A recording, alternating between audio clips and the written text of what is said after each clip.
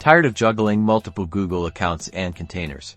Let's streamline your workflow with a simple solution: moving your Google Tag Manager container from one account to another. This is especially helpful for team collaboration. First things first, access the Google Tag Manager account containing the container you wish to transfer.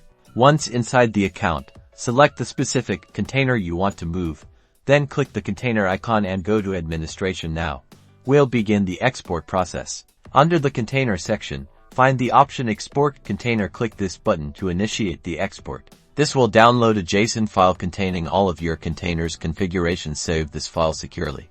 You'll need it in the next step. This file is your precious cargo.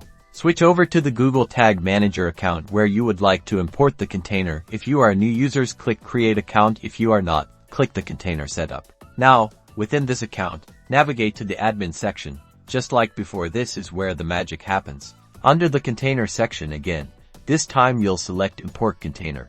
Now, upload that JSON file you downloaded during the export. Choose how you'd like to merge the settings, most often by selecting the Merge option. Select Overwrite Conflict also. Congratulations!